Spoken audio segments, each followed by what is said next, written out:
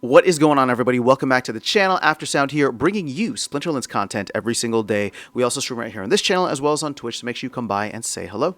This video is also brought to you by my music, which is available anywhere you stream music under the name Aftersound, and I do have a new song out recently called Bloodlines just for you guys, so check it out. Let me know what you think, and I appreciate the support.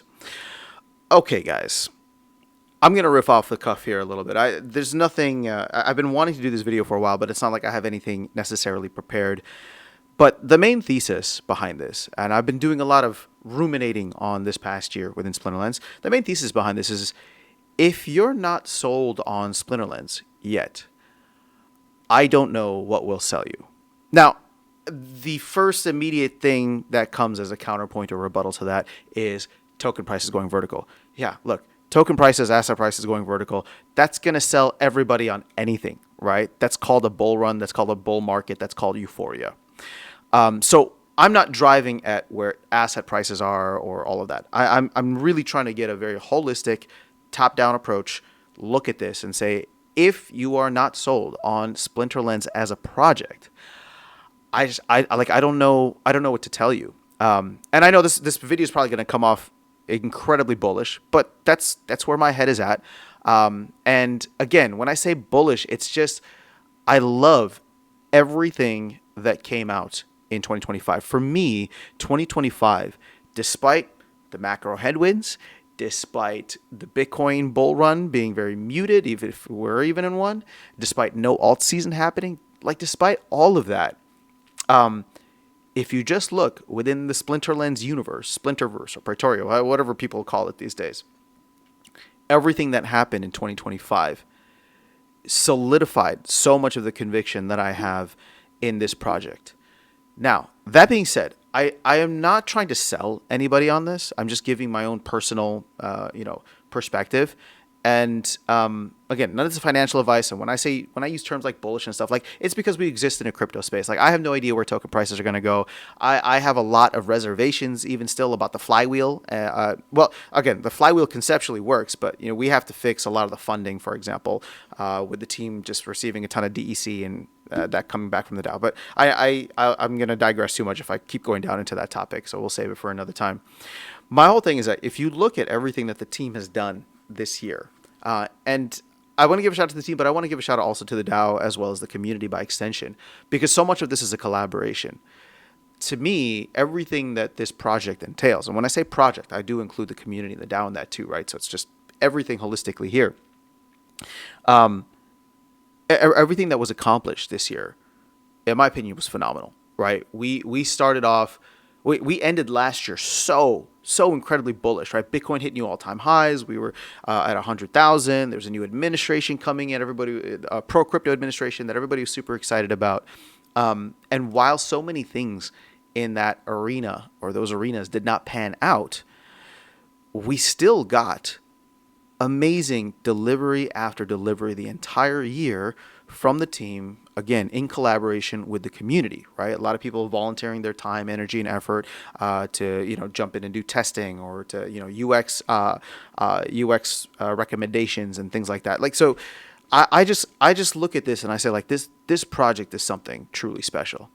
And this is not me trying to hate on other projects, but it's when you see other projects falling apart, while in my opinion, something like Splinterlands is still continuing to not just survive, but thrive in many ways, thrive in 25.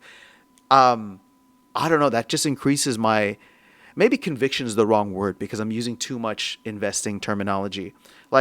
It increases my love for this project. It increases so much of what I believe this project is capable of, which I guess is the definition of conviction, but stay with me here. You have so many of the right pieces in all the right places. Some of those have been around for a while. Looking at Dave McCoy. Dave McCoy has been around the community for a while, but I was going to say he's one of the new pieces coming in a new position, right? But you've had Matt around for a while. You've had so many people in the community that have been here since the start, and then you've had a lot of new people come into the mix, or changing of positions or new implementations, right? And again, I'm going to leave so many people out, which is why I'm not trying to name names here, like, but this is wide ranging from anybody within the team or on the team to, I'll give a shout out to, like, all the cool stuff that Brave Tofu is doing with all the AI stuff, just to really push the lore out there, and how much that's integrating with the creative team and the game and all of that, right? So, but again, it's everything in between: content creators, streamers, team members, volunteers, LAN players, card players, whatever it is. I don't know. It's been a really phenomenal year. And I was thinking about this video as like, okay, maybe I should do as like a end of the year recap. Maybe I will still do an end of the year recap and focus on slightly different topics. But I just truly believe that there's something special being built here. Like, truly, truly believe that. And again, you just look at all of the things that have been delivered over this past year, all of the different innovations and ways that the team has tested things, and the community has responded to things and given their feedback, that we can build this sprawling ecosystem, right? 4 years ago, for almost 4.5 years ago, when I joined, it was a trading card game with just a couple of sets out, one format, and it had rampant botting and all these other kinds of issues, right? And I'm not saying that though all of those issues are resolved. If anything, as you grow, you get new problems, right? And as you expand, you get new problems. And I think people tend to focus on the metrics that obviously are still very important, right? So what are asset values? What are token values? What are the metrics and like new in terms of like player retention and how many new players are joining? But one of the things that we don't measure, because it is difficult to measure, but I want to just highlight it, and maybe I'll wrap up the video around this. One of the things that I don't think we measure closely enough, because as I said earlier, it's difficult to measure, is player sentiment. And I'm just going to throw the word out again, like player sentiment and conviction, meaning that you've had people who've been supporting this game for many years, right? And while there have been many players that have left the game for a variety of reasons, right? Whether they agreed with something the team did or disagreed with something the team did, or they just got tired, or just whatever it was. You've also had many players who have increased their conviction, increased their buy-in, increased their engagement, their response, their everything, right? And that's difficult to measure because, again, it's like one person, but that one person is willing to spend more time, energy, money, and effort into building this out, right? And what's incredible about that is there's so much like synergistic, symbiotic, whatever you want to call it, energy within this ecosystem. And I'm just going to use Dave as an example, right? As somebody who, like, Dave is literally the perfect example here. So shout out to Dave. Dave is the perfect example here because he is somebody who has been around the game since the beginning, been supportive of the game, and is now literally in a position where he has taken his talent, right? Taken his talent, his time, his energy, and everything, put that further into the game, not just as a community member, not just as a DAO chairman or whatever his position was with the DAO, but actually joining the team and pushing and pressing so many things forward. And again, like I'm giving kudos to Dave, but there's kudos to give all around, right? So I'm using Dave as an example of somebody who, even for him, somebody who's been around for a while, his conviction, his sentiment increased so much that he joined the freaking team, right?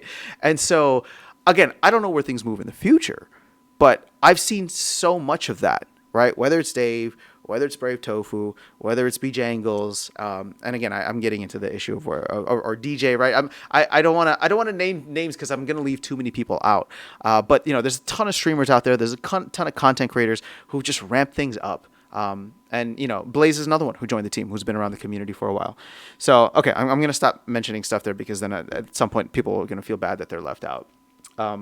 These are just things that are coming to mind as I'm speaking this. There's no editing in any of my videos. So again, I apologize for anybody that feels offended or slighted. Just know that you are held here in my heart. It just did not come to top of mind. But that is the main point that I'm making here. So to wrap this all up, right? If you're not sold on what Splinterlands as a project, as a collaborative project between many individuals who are giving their time, energy, and resources in different capacities, if you're not sold on it yet, then I'm not quite sure what will sell you. So I would just ask for anybody who's here who takes the time to come and like check out these videos and leave comments and all this stuff. Especially for those who have been a little bit more bearish. I'm not calling you out, right? I'm asking for you to be a little bit reflective on what was actually accomplished this year. Yeah, maybe the things that you wanted, such as SPS going to the moon, DEC staying at peg, your card value, your card values increasing. Yeah, that stuff, like, again, nobody knows how that's going to work. But I would say that many things along or adjacent to those goals have been accomplished, or we've seen tremendous progress. And I'm not going to get into all of that now. You can go through my history of videos, as I've been documenting a lot of this as we've gone along, whether it's DEC related, SPS related, or card asset related, all that stuff. So I just want to leave you with that. I am very, very excited heading into 2026 about what we can accomplish further based on what we accomplished in 2025. And I want people to understand that I think 2025 is going to go down as one of the most pivotal years for Splinterlands in Splinterlands history, right? Like, hopefully this game is something that survives and thrives 30, 40, 50, whatever years, decades, right, into the future as more and more people buy into the idea. But I think 2025 is going to be one of those years that we look back and say things really changed after a very difficult time, right? You're going to have these, there's this saying that sorry, I'm like rambling and I don't know, but there's that saying where it's like, there's decades where nothing happens, and then there's weeks where decades happen. It's not a perfect analogy, but there are certainly years in which I think things were absolutely pivotal for Splinterlands, or for something like Splinterlands. And again, every year is going to have its own nuance and quirks, but to me, the big ones obviously were 2021, where Splinterlands literally got on the map, and then 2025. And I know there's a lot that's happened, right? You even had a CEO change in, in 2023. But like as a year, that was one major change within a year. But it wasn't an era I guess it is an era defining, but it wasn't like a project defining thing. It still was a project defining thing because so much of what we got. But you get my point here, where the breadth and the depth of what has happened in Splinterlands in 2025, which a lot I think has been underappreciated, not unappreciated, but just underappreciated by the masses, is going to be felt for many, many years. The integration of land into many other areas, the integration of different game modes, and the expansion into all the different ways, and the new foils, like all this stuff we're going to look back at this year and be like, man, 2025 was actually kind of crazy. So that's all I have for you guys in this video. Let me know your thoughts in the comments below. Otherwise, I'll catch you all in the next one and see you around the game. Take care.